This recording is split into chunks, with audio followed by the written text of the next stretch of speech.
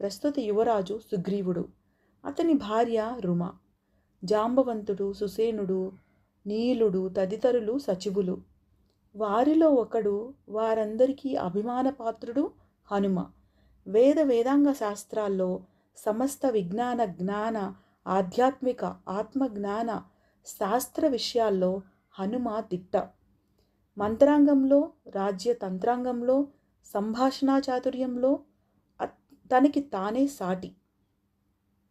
అందుకే రాజు వాలికి పరమాత్ముడు, తారకి ప్రబోధకుడు, వారి పుత్రుడు బాలుడు అంగదుడికి గురువు అయ్యాడు.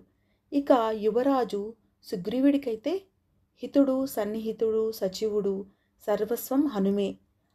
ఆ రామనామ గానం ప్రతి రాత్రి కిష్కింధలో ఇంటింటా గుండెలో ధ్వనిస్తుంటుంది.